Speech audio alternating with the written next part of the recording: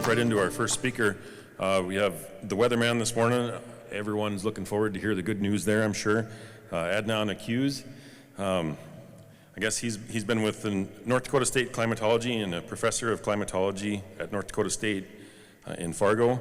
He oversees the activities of North Dakota State Climate Office. He served as the American Association of State Climatologists president, a professional scientific organization between 2018 and 20. A member of the Standing Committee on Climate Services Experts Team and the World Meteorological Organization. He's born in Turkey, married with 2 children, and enjoys spending time with his family, camping, kayaking, rock climbing, taking long road trips. With that, welcome. Thank you. Let's see if I can figure out how to get this out. Yep, okay. Good morning. Good morning, Williston. I have never followed a mayor before, so what an honor. I'm supposed to be teaching in this hour, and it feels like I am not really missing anything, and it's just like teaching my class, and no one is sitting in the front. Everyone is in the back. You must have good eyes seeing the PowerPoint presentation, so I hope I will not disappoint you. We have just gone through a big drought. I'm not sure if you have noticed that, but it impacted our economy in North Dakota, and especially in this part of the world. We are still in extreme drought. Did you know that? We are still in extreme drought, and it still hasn't ended yet. And it started in 2020. Most people will not notice that. They're going to notice as 2021 drought, but most people will know in this area. It started actually in 2020. It still goes on. And hopefully, it's weird. I keep hearing the echo in this class, but we'll try to make the best out of that. Hopefully, we will go back home with good news and cautiously optimistic news that hopefully next growing season is going to be much better. So getting right into that, and current drought monitor, and I am sure every farmer knows this map. Map on the left-hand side is what your commodities and how much money that you would get as a mitigation out of the state or federal fundings. It is the U.S. Drought Monitor. It publishes once a week. And every effort that goes into making this drought monitor map, including myself and state county agents and the NDSU extension services and many more. And the one on the right-hand side, it is, I apologize for it is not being seen, but yellow colors are indicating degradation of the drought conditions, and the green colors are indicating improvement. There are some improvement in North Dakota, but still in this area, this part of the world in North Dakota, we are still suffering from extreme drought. This one is the precipitation departure from normal. You see the 0 line over here. You don't want to see the line that is below that line because it is less than normal. And the length of the bar is indicating how far it is from normal. So starting from 2020, September, October, November, and they were all dry months. And in fact, it was the 3rd driest fall on record. And the winter really didn't help. It was the 3rd driest winter and 17th driest spring. That made your growing season from September to April, the 7th driest on record. And keeping in mind that the record started in 1895, 427-year period. So that's a big deal. Coming into, after the growing season, coming into the fall, and 12th driest growing season on record in 2021 actually. And among these, on only the October and August are the 2 particular months that gave us an above normal precipitation. And you are going to see some pictures from your area that even October precipitation really didn't help some of the regions because the drought was so intense. And how intense it was, and I will give you some of the historical background of the 2020-2021. And D4, there are 4 categories of drought, just like the hurricane, the 5 intensities, the greatest. D4 is the greatest intensity of the drought. So we had such an early D4 or exceptional drought, and it started in May 18. More than 16% of the state was in D4. It marks the earliest onset of D4. And in terms of the coverage, that is the coverage area, and that was the largest extent. 17% of the state was suffering from extreme to exceptional drought. That marks the largest extent on record. And looking at that D4, or the exceptional drought, and here in 2021, and length of that is indicating how long the D4 lasted, and the depth of that was indicating the percent coverage of that D4 area. And historically, in 2017, we had one more D4, and prior to that, we had 2006. But look at the difference between the two. And it took 11 years until we get to 2017. But it took only 3 years to get another D4, or exceptional drought. And looking at how long it lasts, 22 years. It is double as much, more than double, or double as much as the previous drought, and more than double as the previous one. So it is telling me that extreme droughts are becoming more frequent, and it has taken longer time to impact the area.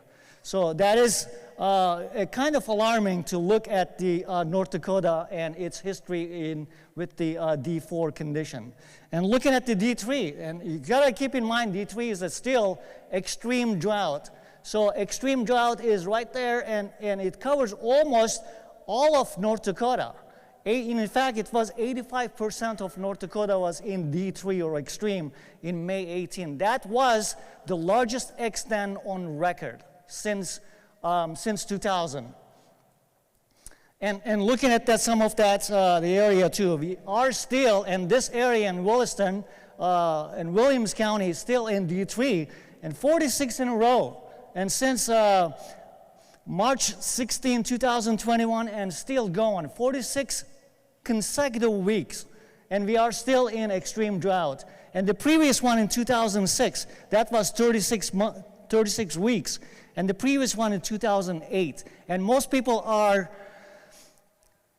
recognizing the drought of 2020-2021 as the similarities with the 2008 and 1936. I know you don't remember 1936, but most of you are remembering 2008 and how it was similar to that drought. And the previous one is in 2002.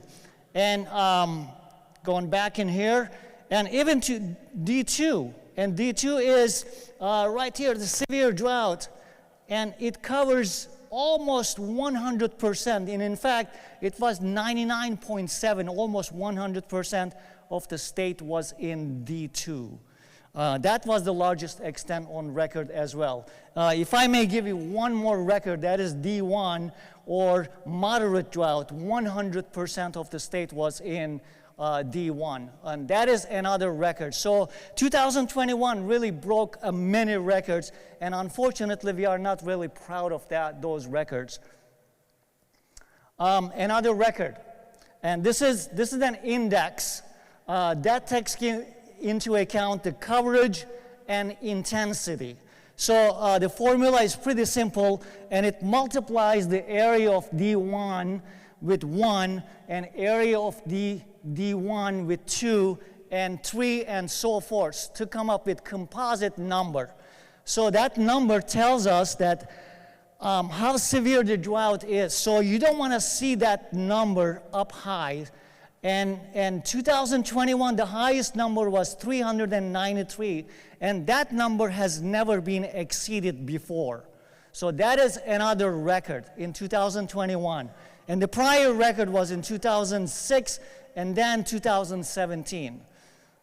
And the length of that bar is indicating how early it started and the accumulated impact of the drought. And perhaps, and looking at the earlier months, in March, for example, in 2021, it was breaking record in many different periods. For example, 2 months prior to March, 3 months, 4 months, 5, 6, 7, and 8 months prior to March. It was the driest on record since 1885. For 134 years, that is the driest period on record. So that covers the entire North Dakota. And there are some regions in the east, they were in better conditions. And there are some regions in the west, especially in these regions, it was worse. And that was another record. And in April, for example, in April, starting from the 3 months prior to April, 4, 5, 6, 7, 8, and 9 months, they were the driest periods on record since 1895. And by looking at the standardized precipitation index, we can go all the way back to 1885 to see how bad this drought was, actually. And this is the latest period in 2021, 2022, and coming from 2020. And the line 0 indicates the near normal. Anywhere below that 0 line is indicating drought.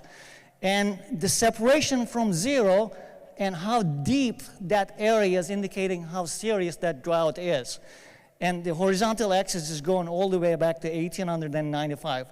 It starts from 1900 here, but it goes all the way back to 1895. So if I draw a line, and that line is tangent to the bottom of 2021, that is about April, May period, and that line only exceeded in 1980s and 1930s drought.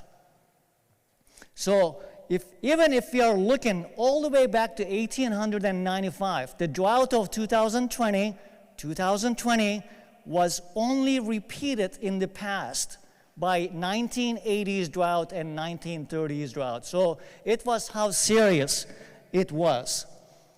Record dryness in March, and I can show these records many times to give you some kind of indication, but I bet that you already got the idea how serious that drought was. So it was a record-breaking drought period in April, especially in March. Look at these precipitation rankings. And hopefully, you are going to get the message that the latest, this is the December, 2 months prior to December, so it is starting from November and December. This is 3 months prior to December, 6 months, 9 months, and the 12 months. Anytime that you see the color blue and the green, it is good news. It is wetter than normal. So it is telling me that the drought, if I wanted to see the dry conditions, since this is the precipitation, I need to go all the way back to 6 months prior. So the news is good. It is optimistically, I should say cautiously optimistic. The conditions are changing. I don't see any snow in the ground, which is not too much alarming. It is winter time, but it looks like it is wetter, and in fact, it was the 9th wettest on record. And looking at these circles that each, the periods, it is indicating the rankings of each of these periods. In terms of temperature, the colors of red and the darker reds are indicating how warmer it was compared to normal. If you see this color, it is the warmest on the record. So it is 127 year. 127, it was the warmest in the southwestern portions of the state for 6 months of the period. And December, it was actually the 59th. It is someplace in the middle. someplace in the middle, near normal. And 2 months, all these, the counties are indicating near normal to warmer than normal, but the 9 months period, all these red colors are indicating the warmest in their periods. This is 30 days prior to yesterday. So when I downloaded the data, any time that we see the colors or the green, that is the more precipitation did fall in the northeastern portions of the state, and unfortunately southwestern portions of the state where the drought is still prevalent, and especially in the northwest where we are, less precipitation fell. How much less? Let's look at the map on the right-hand side. It is the percent of normal. The color scheme is indicating that the red colors are below normal precipitation during the past 30-day period and above normal precipitation to the northeast, and especially north-central portions of the state where Batina County and all the way down to the central portions of the state that receive more precipitation in terms of snowfall. Snowfall is great. It stays on the ground and becomes available when we need it in the springtime. And the barren ground, just like the way it is bad. Solar radiation absorbs instead of reflect with the white surface and makes it warmer than normal. That's exactly what happened last winter, becoming much warmer than normal conditions. Coming into the spring, there was no precipitation or moisture available for springtime planting. So, southwestern portions of the state, it was the driest, and looking at the 60-day period, 60 days from yesterday, these are the percent of normal. Still, western portions of the state is still drier than normal, and eastern, I would say about 3/4 of the state were above normal or wetter than normal. And even looking at the 90-day period, only drier than normal portions of the state is the southwest and western portions of the state, where the drought has been there for about 2 years. Looking at the snowfall amount, and you already know, you don't need a meteorologist to tell you that the snowfall is less in these portions of the state, especially where you are. If you're in the western portions of the state, you will receive less snowfall. If you're in the northeastern portions of the state, you did receive more snowfall this winter. And what does it mean compared to the normal? These are the departure from normals. The colors yellow and the orange are indicating below normal snowfall, and the color green and the blue is indicating above normal snowfall. And how much snowfall is sitting on the ground? Based on my observation coming from Fargo all the way to Dickinson and up in the Williston area, and I was driving like coming from the more snow areas, and the snow became diminished as I was driving westward, and it became non-available, and over here driving to north. And so I would say this map is pretty much accurate.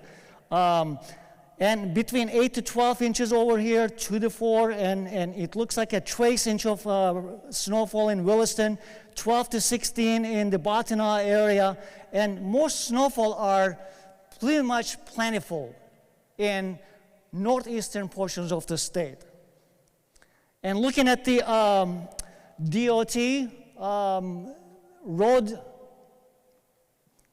cameras, and this is the northwestern portions of the state, northeast, north central, southwest, south central, and southeastern portions of the state to give you a better bearing. So again, it resembles what I showed you earlier, and we can verify it by just looking at the cameras and looking at the pictures to see where the snow is.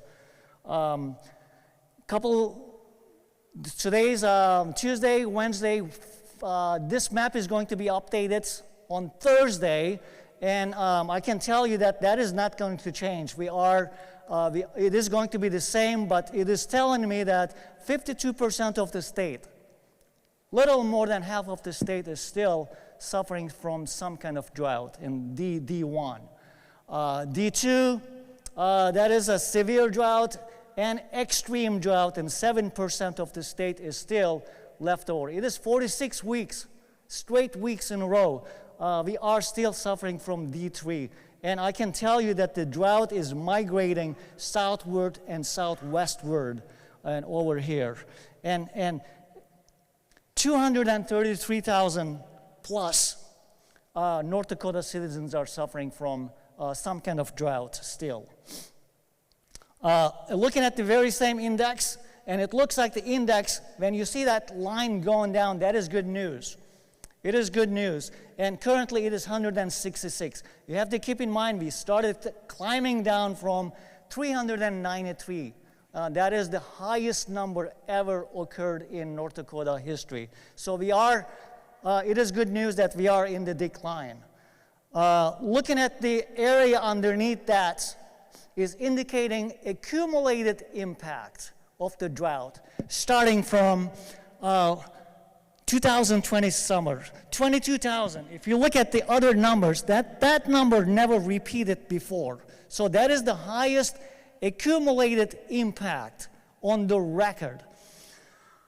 Looking at the previous records in 1988, so the reason that I am looking at that is since it is very much equivalent to 1980s drought, and 1988 economic impact is already calculated, I can tell you something about when we start calculating the impact of the 2020-2021 and where I will be on the ballpark. And 1988 drought in North Dakota was alone between 5 to 10 billion with the B, billion-dollar economic impact.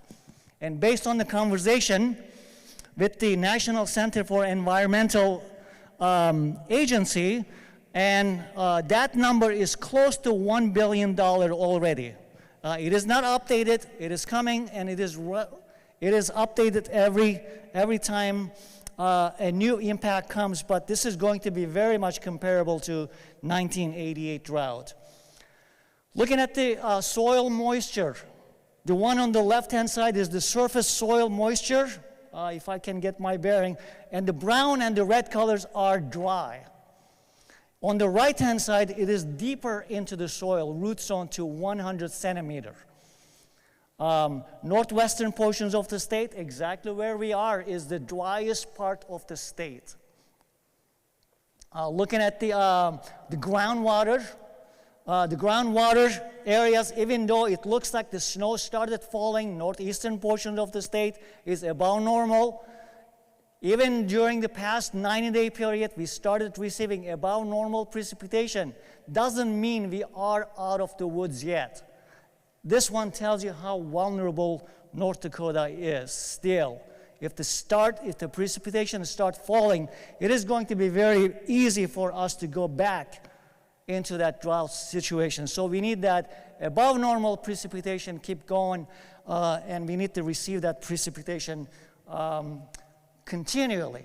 And these are some of the impacts that you are familiar with in 2021 in the summertime.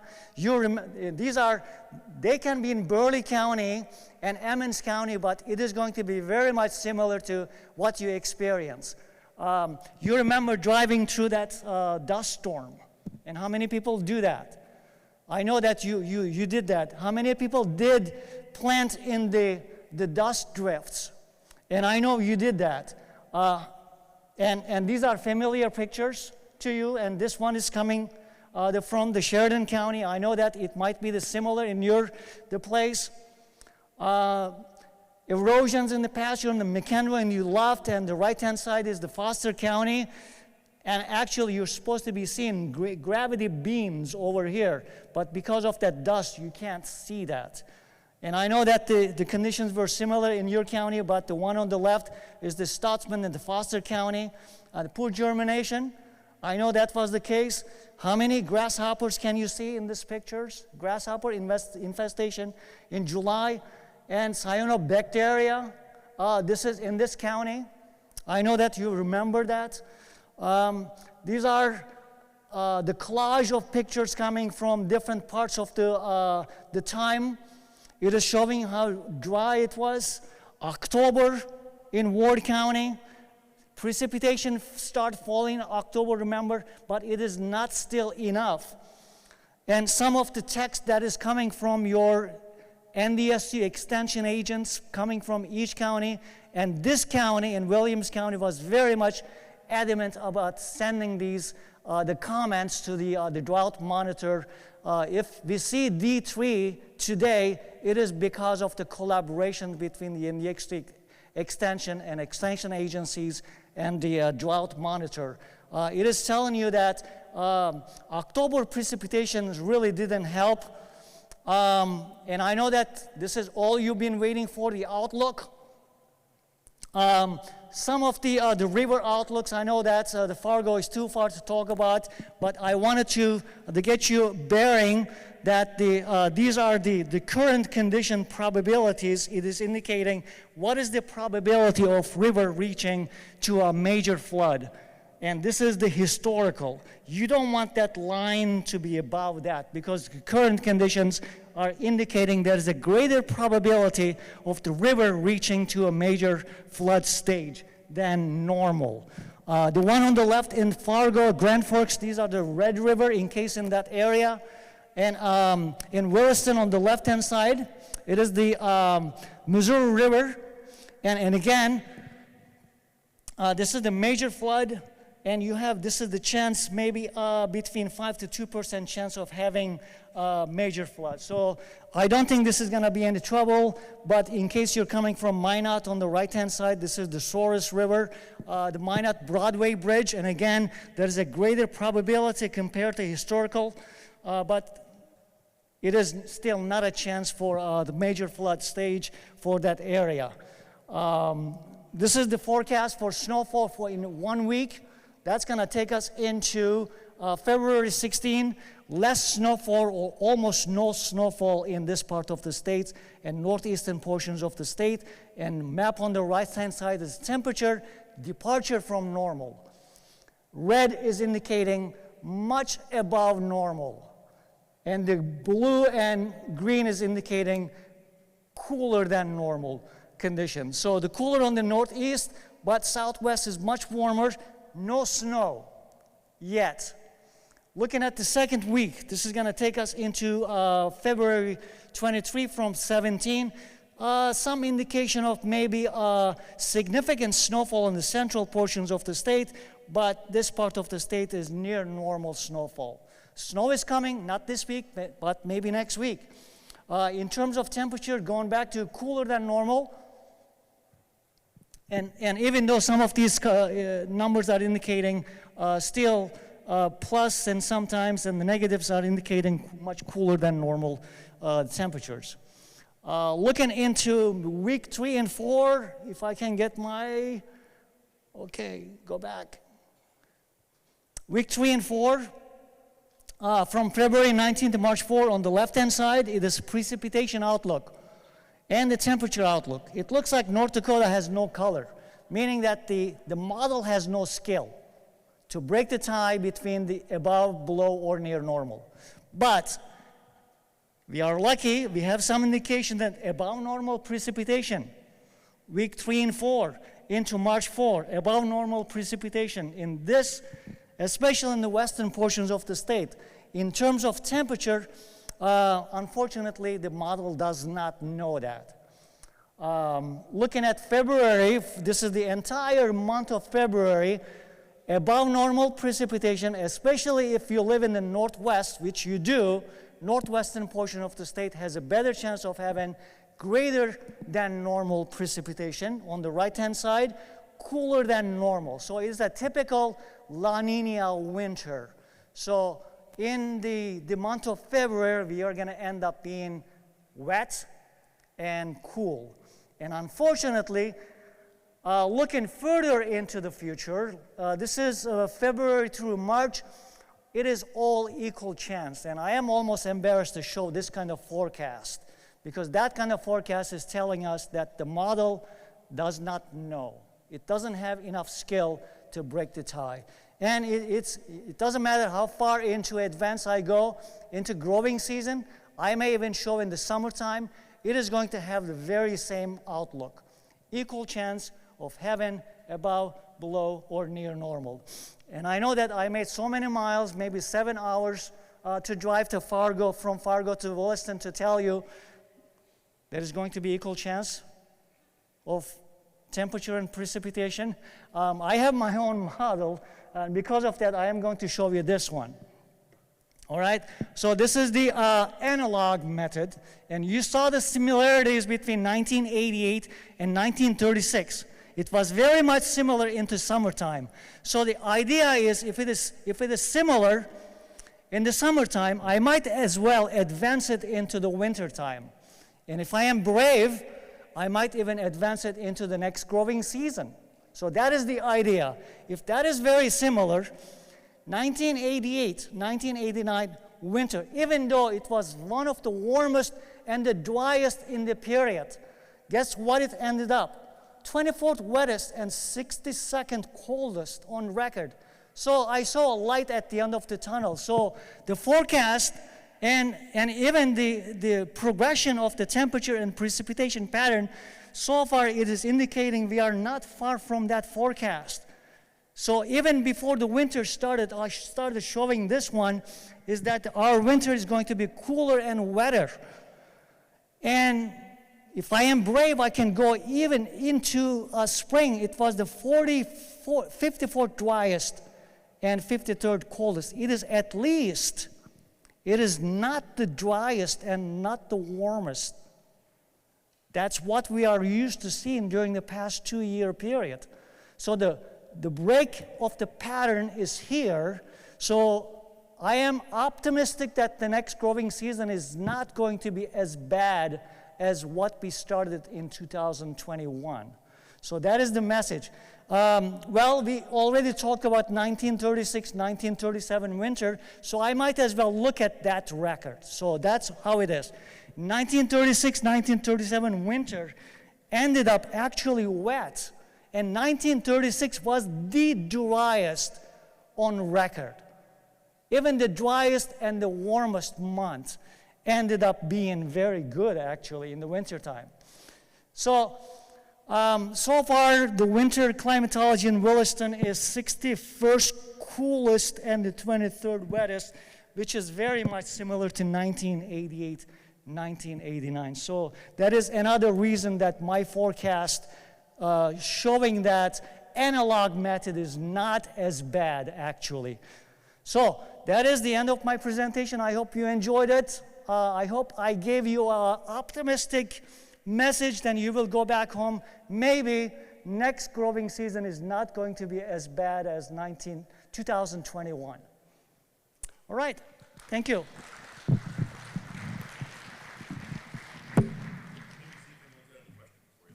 Oh, the questions. Yes, any questions?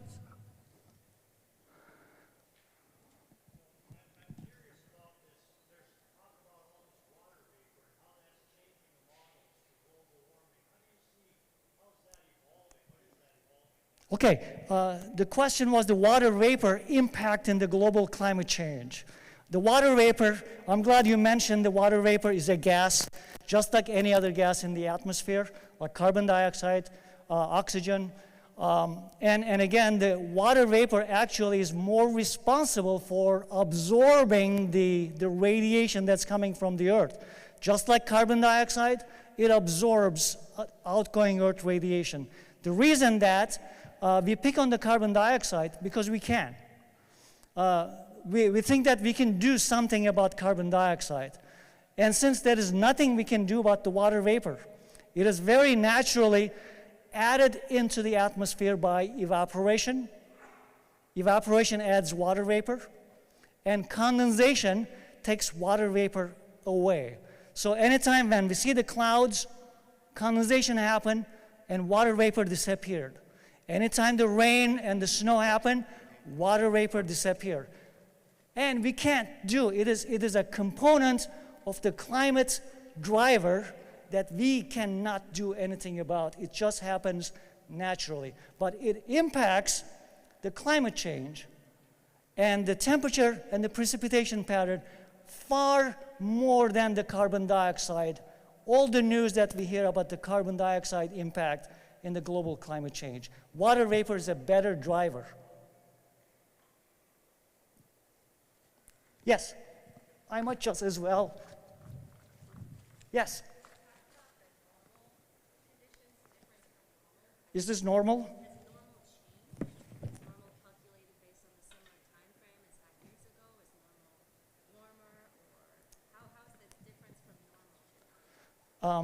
in the long range on the global climate or the current situations today? Right, so we're defining normal based on a 30-year weather condition. Right, that's going to keep moving. Oh, okay. What is normal? What is normal? Currently, we are using the normal that is calculated from 1991 to 2021. Okay, previously, we dismembered using 1981 to 2000. And previously, we used 1971 to 1991. And you get the picture. For every decade, we change our normal. So when we say departure from normal, it is the last 30-year period that we are comparing to. So next normal, it is going to be much higher. Then things are going to look, when we say above normal, it is going to be way above normal when we compare to a very long period of time.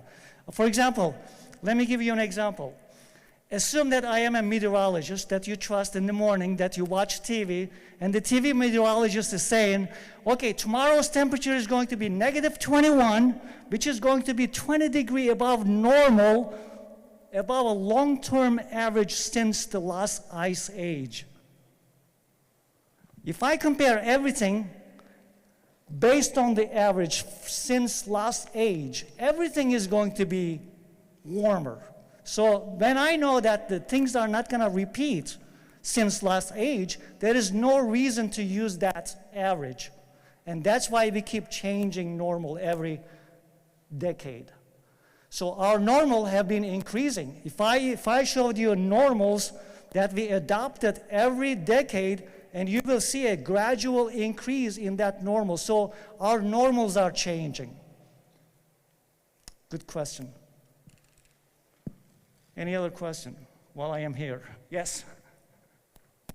When you look towards the forecast for next year, is it based on anything besides like it seems like you're using some sort of regression analysis or something, comparing what the charts show, but is there any measurable reasons that you're looking towards the forecast? Okay, the question was about forecast about next year. So first of all, when the meteorologist or the climatologist makes forecast, we do a better job of making a forecast for the next 16-day period.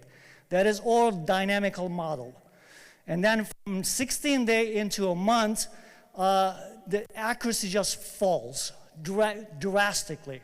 And when you're making a seasonal forecast, then unfortunately, that forecast is not very accurate at all. And that's why you're going to keep seeing the equal chance of having above, below, or near normal conditions based on the authority, Climate Prediction Center, makes a forecast. However, we can do other models that we can use. For example, look at the similar months, such as what I did in 1988. That was the analog method. And sometimes we use the persistence. There is a reason for persistence is a good forecasting model when a location is dry, such as drought in northwestern North Dakota, and I will be more likely to predict drier than normal because the soil is dry and it is much warmer, and there is a greater chance the warmer than normal conditions and drier than normal conditions will persist. Because it takes a long time for moisture to arrive from Gulf Mexico all the way to North Dakota. We are far away from big body of water, and therefore locally provided moisture source becomes very important. Moisture in the soil, moisture in the river, underground, river systems and the ponds, and the farms, they all provide moisture for the atmosphere. In 2021, when we had all that lacking, none of that is available. That is a great forecasting method. I will forecast next growing season drier than normal, unless I have a very good reason that above normal precipitation is going to break that pattern. So we use soil moisture to make a long-term forecast, and we use persistence to make a longer forecast. But is it as good as the 16-day forecast? No, it is not. But it is still better than 50-50. It is still not a good forecast. Any other one? Yes. There were pockets, though, in this drought region that were okay last year, too, right? I'm sorry? I said there were pockets like my area. I did not have drought out at my farm northwest of Wolf. Yeah, the question was, well, that map is pretty much the course, and it doesn't really represent my farm, and I agree that. When you look at the micro scale or mesoscale, you really cannot. We would love to, even though we know that the conditions differ, but they would like to make the map one complete big map. So we are afraid if we represent you, I am afraid, or we are afraid, we are going to misrepresent the farm next to you. This 1961 was a terrible year. 1961 was bad, yes. In the 1980s was bad. But last year, my farm was better than any of those other years.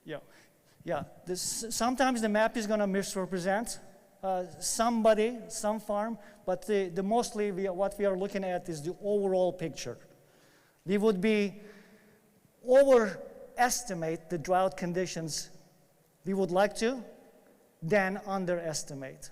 Because I am afraid that I am going to cut you off from a relief program by mistake. Any other question? This is really great. My students would never ask me a question. They would like to get out of there as soon as I finish the class. I'm having fun, actually. Okay, well, I think it is Thank probably you. time to move on anyway, so on behalf of the Wheat Show Board and everything, you. thank you very much. Thank you, Yes, of yes.